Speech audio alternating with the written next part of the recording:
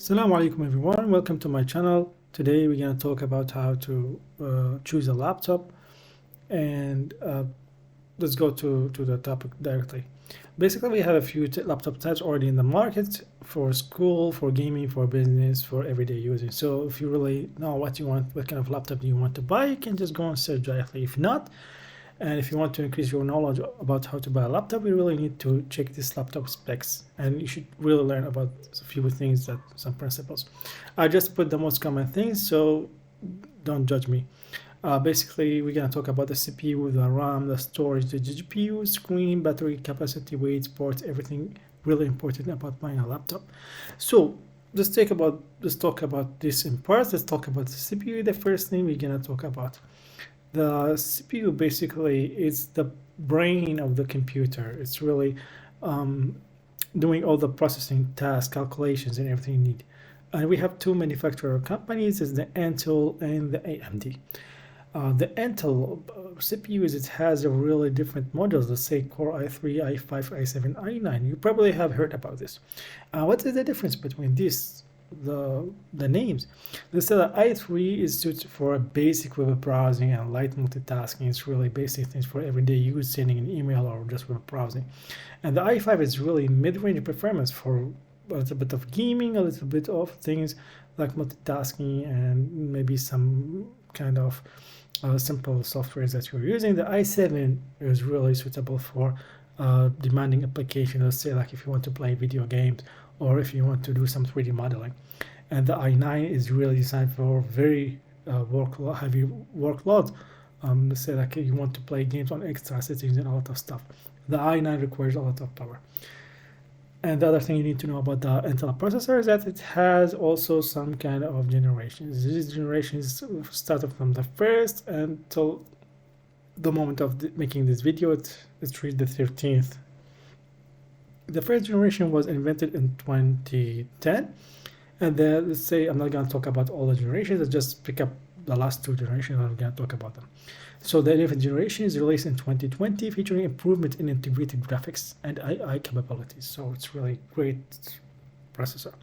The 12th generation processor is faster in hyper architecture. It's become faster and better performance than the 11th. So higher the generation, better is the processor. We have a few common series of Intel processors. Actually, we have the U series, which is really meaning for ultra power saving. So this processor is used in laptops that you need to carry a lot because the processor itself doesn't require a lot of power. And it's for simple tasks. Laptops. And you have the S series, which is really for high performance things if you want to use video games or kind of stuff, or for 3D modeling of kind of MATLAB software, whatever you have. And the G series, it's shortcut for integrated graphics. We're gonna talk about this, what does mean that integrated graphics in the next few slides. It's mean like briefly the integrated graphics. The processor, the CPU doesn't do only the task processing. It's also processes the graphics itself, and we're going to talk about this a little bit later. So now we know what is the generation of, like what are the core series, what is the generation of the processor, what are the series. Let's go and read some CPU numbers. Let's say like we have here the i7 12700H. The i7 is the processor's core. i7 is mean like it's really for good high performance. The 12th generation, okay, and 700 is the SKU number. SKU is just like stock keeping unit. It's not really important. It's for companies. And the H is for gaming and high performance. And if we're not going to talk about the other example, we have i5, which is this computer is really moderate for work. It's not like the i7. 10th generation, it means this is the generation is really old, is not like 12. And U is for ultra power saving. Probably this processor is used for a laptop, which is really for simple task. And now we're going to talk about the other company which is also manufacturing processors. It's called the AMD or Ryzen company. The Ryzen processor is really like similar to Intel, they also have the Ryzen 3, just like for simple basic tasks. Ryzen 5 is balanced model, Ryzen 7 is for gaming, Ryzen 9 is for extra performance. And here they have something like Ryzen 5 Pro, Ryzen 7 Pro. It's kind of enhanced feature of Ryzen 5 and Ryzen 7. And also they have a series is similar to Intel, like 100%. They have the U series, which is really for ultra power saving. Is used usually for these laptops, which really doesn't require a lot of tasks, and we really need a high battery life in it. And H stands for high performance graphics, which is really also similar to H in Intel processors, and G is for integrated graphic processing unit. And here's take a few numbers and read it. Ryzen 5, it's just like Core i5, and here they have the U processor. The U type is for power saving. And here we have a 9th generation, and the H is for high performance processors. So a couple of things I need to say like about the Ryzen processor. They are different architecture from the Intel. In my personal opinion, also they are cheaper, and it has a lot of cores, so it's good for multitasking. For me, for my personal opinion, I prefer Intel processor because I believe somehow its architecture is better, and it's not advertising for Intel. I just like the Intel processors. And here, let's talk about other kind of components. We have the RAM. It's the random access memory. Basically, the RAM in the computer is kind of temporary storage data. That's if you play video games or you open some kind of 3D modeling application. So the first thing is going to be is taking all this data, put it inside of the RAM, and the processor start the process to process the data through the RAM, not through the SSD or the hard disk drive. So higher the RAM is better. And other aspects also important in RAM is the clock speed or the generation of the RAM. And here we have the DDR4 and DDR5. Of course, we had DDR3, DDR2, DDR1. I'm not going to mention that. It's too old already. So DDR5 is higher than DDR4. If you're going to hear like there's a laptop, 8 GB of DDR5 and 8 GB of DDR4, of course, DDR5 is better, it's faster. So about the storage element, we have the hard disk drive. It's slow, the SSD is fast, and the NVMe is faster. So usually if you want to buy a good laptop like for gaming or some kind of processing a lot of data, it's better for you to buy NVMe or SSD. Nowadays, most of the laptops, they have SSD or NVMe.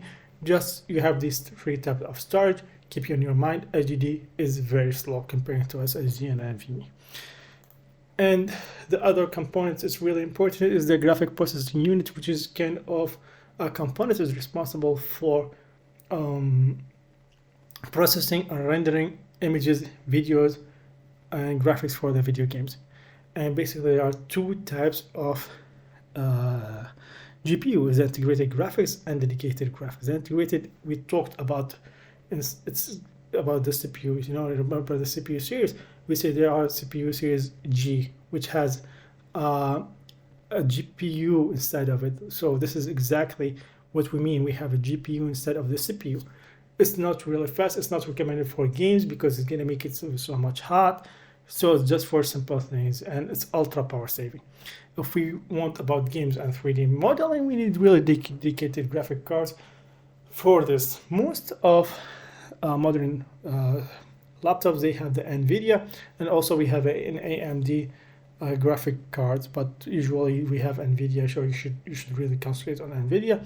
And in NVIDIA, there are GTX and RTX. The difference is the RTX is more modern. It also supports a feature of ray tracing, which means that the graphics in your video games is going to be really great because of this feature. And now let's go to our example. Let's say like I want to buy a laptop. We learned about the CPU, RAM, storage, GPU. Now I want to buy a laptop. What should I do? Let's say like first I define my budget, which is $1,200. This is my budget. And then I make such a table that what kind of tasks I really want to on this laptop. Let's say playing video games, I put it 80% because I play a lot of video games. Editing video and engineering is not really important for me, so I just put it 50% because rarely I do this kind of editing video or software engineer. Lightweight is not important for me because usually I keep it at home. I don't take it with me anywhere. That's why I put it 20%. Long battery life, of course, it's not also really important because most of the time I'm at home. Studying and watching content, yes, is very important for me because I'm studying, let's say, like PhD or something. I'm doing some PhD thesis. That's why I really need it for study. And comfort typing, yeah, for me it's kind of a little bit good. And rigid and durable is 75%. It's also, I want this laptop to be rigid. I just don't like laptop with cheap plastic and this kind of stuff. So as a conclusion from this, we can see here on the right, what I need is a really good CPU, the Core i7 or AMD 7, because I need it for games, editing video, and this kind of stuff. The RAM should be minimum 16 GB because of the games and software engineers. Engineering software that I'm gonna use exactly. And the storage should be 1 TB minimum, because why? I'm gonna install a lot of games. And if I buy a laptop with 512 GB, it's not gonna be enough, because I can install games, softwares, everything is gonna be gone. And the GPU should be RTX or RX, because for video games I need really good GPU which is dedicated. And here I drop the weight and battery because it's less 50%. You can also drop this, guys. If you see like this is not important for you, you can just drop this specs out of your mind.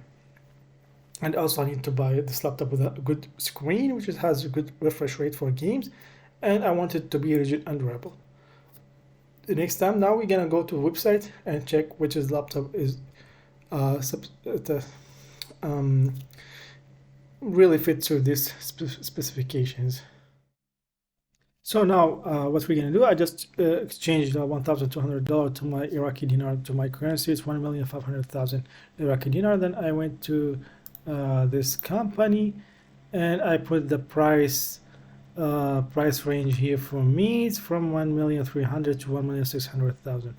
So it's the same range almost. So I found a lot of laptops. I'm not gonna choose this one because it has a U processor. So U processor for ultra power saving is for business, it's not for me. I don't want it. So we have a few of laptops here, but some of them are gaming laptops like this Acer Nitro and Asus laptop. For me, I just will compare these two. Like this is the Asus TUF Gaming and the MSI, because they both have typically the same price. So I open these laptops here. The MSI here, it has, let's read the processor, it has the i7, so it's for high performance. 13 is the 13th generation. This is the SUK model number, and H for its high performance. It has also 16 GB of DDR5 RAM, and the storage is 512, which I really don't really like. Let's go to the Asus stuff, and the Asus stuff, it's the processor is less, because here the processor is the 12th generation. And there is the processor is the 13th generation, which means this one is better from the speed points. It had the same RAM, the same SSD, the same GPU, which is dedicated RTX NVIDIA 4050 6 GB. 4050 is the model of the GPU, 6 GB. So these are the same, and everything here, just the CPU is better, but that doesn't mean that MSI is better than Asus. I brought for you a website which is going to compare this and give you the conclusion. Let's say I have here, this website is called nanoreview.net. I put the laptops here and then I click compare. Then he's going to ask me for more details about these laptops. I just going to put these details. I'm going to take it from here for the Asus stuff. What kind of processor, what kind of GPU, and how much the RAM it is. So I'm just going to put it here. It has this specs. I just took it from there. 16 GB. Also here again, I just put for the MSI, it has the 13th. Look here, the 13th gen. So it's really great. It seems so. But let's see what this website says. So I have here 4050 6 GB, 4050 6 GB. Da. So we are just choosing the specs here to be more accurate, and then we're gonna be update and compare. So now this website is gonna give you full comparison, which is better from gaming, performance, and here we see some kind of, sometimes the TUF is better, sometimes the MSI is better. So you can really go into details and everything about this. But for me, let's say this is important. The cute things, the real great things to do. The key difference, and now you can see what is the key difference. What is the difference between the MSI and the Asus? The MSI has an advantage; it's easier to carry. But for me, I don't care. I'm gonna keep it at home. But here we have, let's say, other thing. But other advantage of the Asus stuff, it has more USB Type-C ports. It has a better battery. This is really great. it can run popular games in better, like in better frame rate, and it's also provide brighter screens. So from this point, yes, maybe the process of MSI is better, but the other specs for SO stuff, I really like them. So for me, I don't really pay a lot of attention for the processor. I need all these specs for me. So here, if I'm gonna put the price for both of them in dollars, and we're gonna check what this website is gonna tell me about this. Oh, he said based on estimates, SO stuff gaming is worthing for 24.5% is better value for money. It's really better to buy it. And here it's more details about the keys, about the monitor, about everything between these two laptops, and then you can really go deep into details. And in general, SO stuff voting is better than MSI. This is by voting by people who vote for this. Total vote is 64. So in this case, you can take any two laptops and put them into this website. If you want, guys, more details about how to buy a laptop, if you want me to make other examples or other videos to make it more easy for you guys, write me down on the comment. And don't forget to subscribe to my channel, like and share the video. Thanks for watching. Have a nice day.